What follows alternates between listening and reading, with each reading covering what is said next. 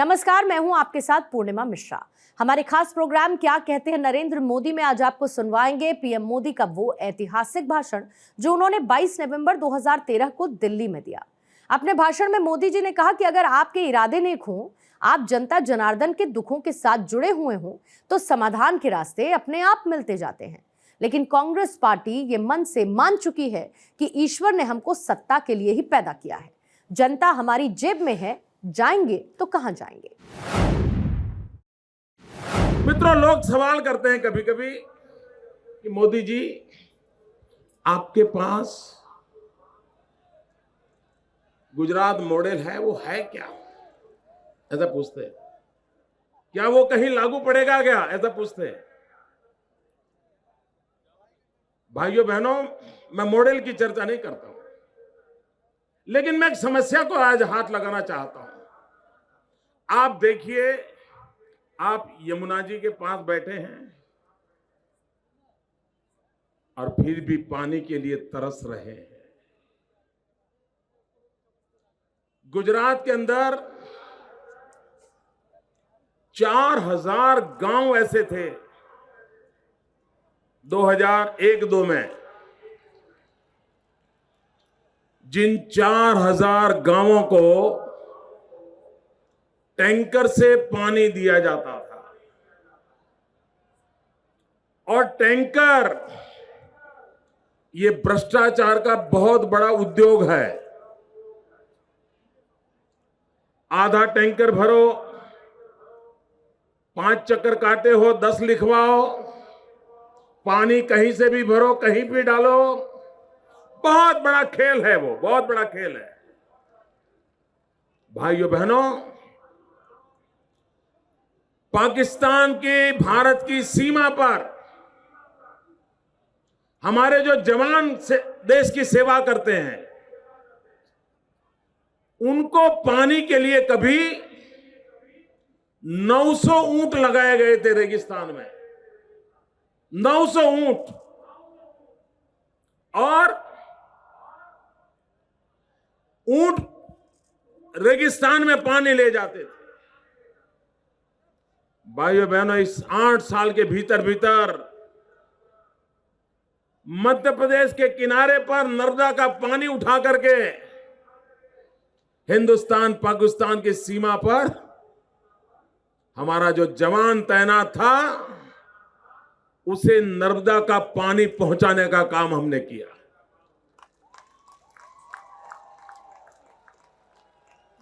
दुनिया की सबसे लंबी पाइपलाइन डाली, दुनिया की सबसे लंबी पाइपलाइन, पानी की पाइपलाइन। 9000 गांवों में पानी का शुद्ध पानी पहुंचाया गया।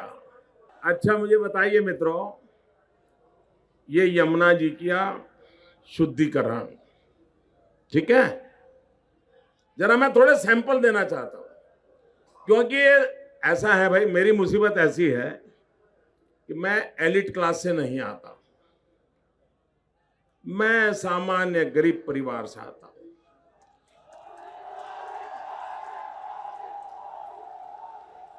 और दिल्ली की जो एलिट क्लब है,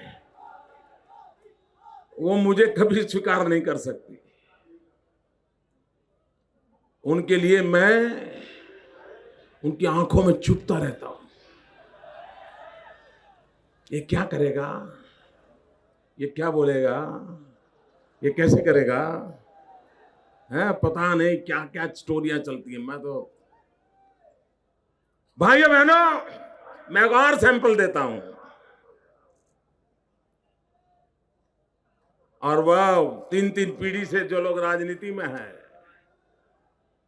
दुनिया की अच्छे से अच्छी इंस्टीट्यूट में जिनको पढ़ने का सौभाग्य मिला है, और जिनको आप लोगों ने 15-15 साल तक राज करने का अधिकार दिया, अवसर दिया है, एक गांव का गरीब का बेटा बोल रहा है आज। भाइयों बहनों, आपने यमुना जी की सफाई के लिए कहते हैं 3000 करोड़ खर्च किए। 3900 करोड़ खर्च किए। यमुना जी साफ हुई क्या? कोई सुधार हुआ क्या? आपका गौरव बढ़े ऐसा कुछ हुआ क्या? मैं दिल्ली वासियों को निमंत्रण देता हूं, यहां की एलिट क्लब को निमंत्रण देता हूं, आइए एक गरीब गुजराती के गुजरात में आइए, मेरे यहां साबरमती नदी को देख लीजिए, उस पर बने रिवर फ्रंट को देख लीजिए, और वो भी सिर्फ 900 करोड़ रुपए में। आप कहिए मित्रों, इसको मॉडल मानो या ना मानो, लेकिन क्या दिशा सही है कि नहीं है? रास्ता सही है कि नहीं है? समस्या का समाधान हो सकता है कि नहीं हो सकता है? भाइयों बहनों, तीसरा सैंपल दे दूं। बीआरटीएस, आपको हैरानी होगी, बीआरटीएस का पूरा प्लानिंग किया हम लोगों ने और भारत सरकार को भेजा। उनको लगा ये मोदी क्रेडिट ले जाएगा। उनके मन में आया कि ऐसा करो, पहले दिल्ली में इसको लगा दो। तो गुजरात की डिजाइन का जेरोक्स करके यहां प्लान मंजूर करके पैसे मार लिए। भाई बीआरटीएस सफल हुई यहां भाइयों बहनों, मेरे अहमदाबाद में आइए, सूरत में आइए, राजकोट में आइए, यूनाइटेड नेशंस उसको अवार्ड दे रहा है। हम अंग्रेजी पढ़े लिखे नहीं, हम सामान्य गांव के आदमी हैं, करके दिखाया है भाइयों। हम एलिट क्लब की दुनिया से नहीं आते हैं, हम सामान्य परिवार से आकर के काम करके दिखाया है। सब दुनिया के डेवलप कंट्रीज के लोग अहमदाबाद का बीआरटीएस का मॉडल देखने के लिए आते हैं। मैं भी आपको निमंत्रण देता हूं, 4 तारीख को चुनाव समाप्त होने के बाद जरूर एक बार नजर करिए, उसके पहले नहीं। कहने का तात्पर्य यह है मित्रों, अगर आपके इरादे नेक हो, आप जनता जनार्दन के दुखों के सुखों के साथ जुड़े हुए हो, तो समाधान के रास्ते अपने आप मिलते जाते हैं। लेकिन भाइयों बहनों, अच्छा दिल्ली एक सिटी स्टेट है, ये आपका दिल्ली का जो साइज है ना, मेरे यहां रेगिस्तान उससे 10 गुना बड़ा है, रेगिस्तान उससे 10 गुना बड़ा है। और भाइयों बहनों, आप मुझे बताइए, यहां के मुख्यमंत्री को काम क्या है? उसको कोई रेगिस्तान संभालना पड़ता है, उसको समुद्र तट पर कोई संकट आता है तो देखना पड़ता है, उनको किसान की फसल खराब हो गई तो कोई चिंता है? कोई काम ही नहीं है, कोई काम नहीं है, फिर भी काम होता नहीं है। भाइयों बहनों, इसका मूल कारण यह है, और जब तक हम इस कारण को नहीं समझेंगे, हम गलतियां करते रहेंगे। कांग्रेस पार्टी ये मन से मान चुकी है कि ईश्वर ने हमको सत्ता के लिए ही पैदा किया है, जनता हमारी जेब में है, जाएंगे तो कहां जाएंगे? कभी मोदी का डर दिखाएंगे, कभी भाजपा का कोई जनरल कोई मुद्दा लेकर के उठा देंगे, डराते रहेंगे लोगों को और वोट बटोर लेंगे। भाइयों बहनों, जो दल जनता के दुख दर्द और पीड़ा संवेदना के साथ धरती से जुड़ा हुआ इंसान, अगर उसको कोई दायित्व मिलता है तो दिन रात जागता है, समस्याओं के समाधान के लिए दौड़ता है, वो ऐश और सुख में नहीं पड़ जाता है। कांग्रेस के लोग सत्ता सुख के आदी हो गए हैं। और भाइयों बहनों, एक कांग्रेस पार्टी बड़ी कमाल की पार्टी है। उन्होंने नाम भी बदले, निशान भी बदले, नीतियां भी बदले। हर बार देखिए आप, कभी ये इंडियन नेशनल कांग्रेस, वो भी किसी विदेशी ने जन्म दिया था, चलते चलते वो कभी संस्था कांग्रेस हो गई, कभी वो कांग्रेस आई हो गई, कभी वो सिंडिकेट हो गई। आज भी कांग्रेस के 1 डजन करीब नाम बाजार में चलते हैं। कई प्रकार के नामों से ये पार्टी ने जन्म लिया, चलती रही। निशान में बदले। पहले 2 बेल लेकर के आते थे, बेल उनके कत्ल खाने चले गए। फिर गाय बछड़ा लेकर के आए, वो बांग्लादेश चला गया। फिर हाथ लेकर के आए।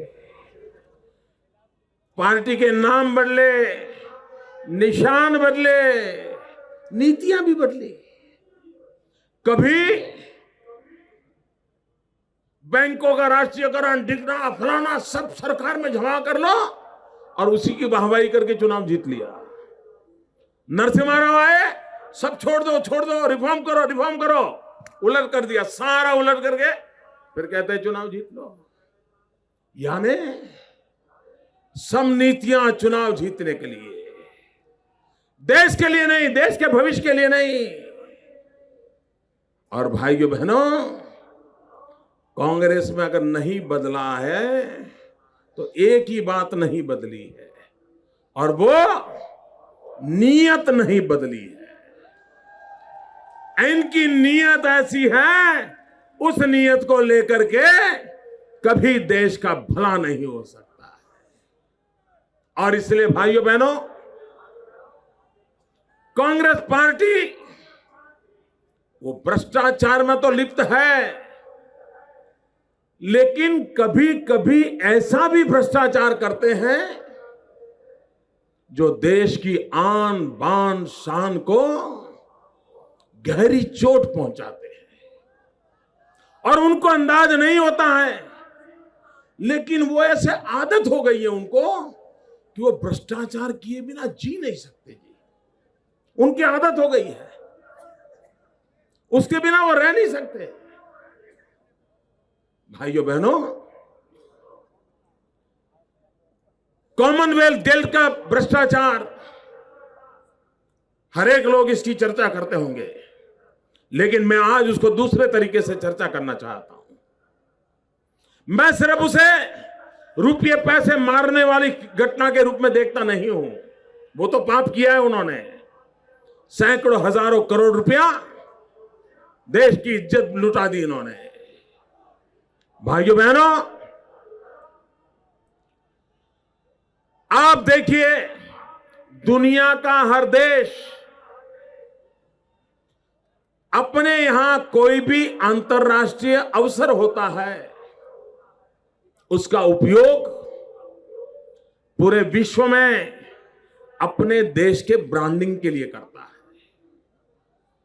देश की इज्जत का बढ़ावा हो, विश्व में देश का लोहा माना जाए, इसके लिए काम करता है। लेकिन आप देखिए, कोरिया कोई समृद्ध देश नहीं था। कोरिया के पास 15-20 साल पहले ओलंपिक का खेल आया। उसने ओलंपिक खेल का ऐसा ब्रांडिंग किया, दुनिया को कोरिया का लोहा मानना पड़ा।